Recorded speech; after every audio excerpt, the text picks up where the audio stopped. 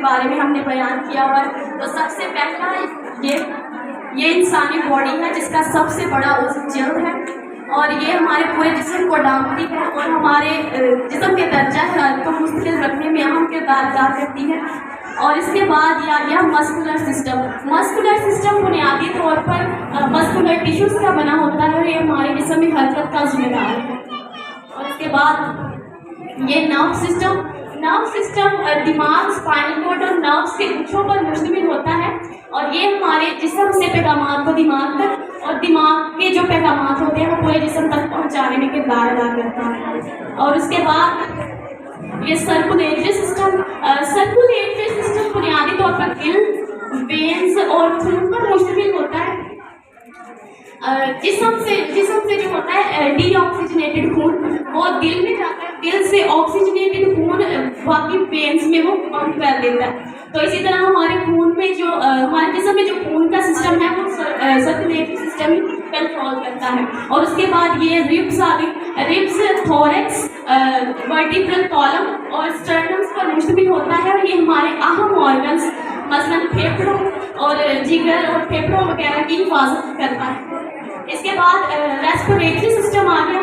Respiratory system गुर्दों की फेफड़ों के एक जोड़े पर मुश्तमिल होता है और इसकी पेरियाती इकाई जो एल्वियोलाई है तो ये इनहेलिंग और एक्सहेलिंग के जरिए हमारे अंदर मतलब कार्बन डाइऑक्साइड के इर्तिकाज़ को मुस्तकिल रखते हैं और हवा में कार्बन डाइऑक्साइड खारिज करते हैं और ऑक्सीजन जज्ब करते हैं। और उसके बाद ये आ गया डाइजेस्टिव सिस्टम।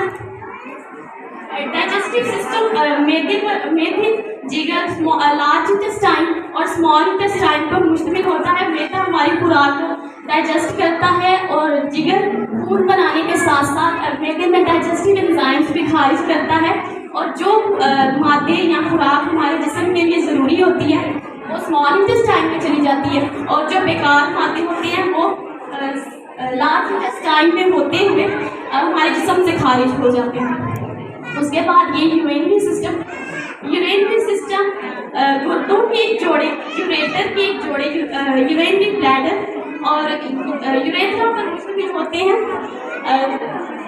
गुर्दों की पेरियाती इकाई नेफ्रॉन है। एक गुर्दा बहुत से नेफ्रॉन से मिलकर बनता है।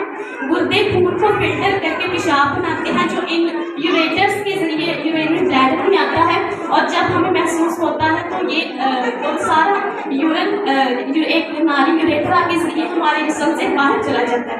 और उसके बाद ये दिल आ गया। दिल कार्डिक मसल्स का बना होता है और ये हमारे बार बार सिकुड़ने से हमारी वेन्स में खून को पंप करता है। और इसके बाद एंड पे ये आ गया स्पाइनल कॉर्ड और ये पेल्विक गर्डल की दो हड्डियाँ जो हमारे जिस्म में सबसे बड़ी सपोर्ट हैं। और इसके बाद ये खोपड़ी है जो हमारे हराम मगज़ की हिफाजत करती है और इसका काम हमारे जिस्म से तमाम पैगाम को वसूल करके और आगे जिस बॉडी को रिएक्ट करने के लिए तैयार करता है।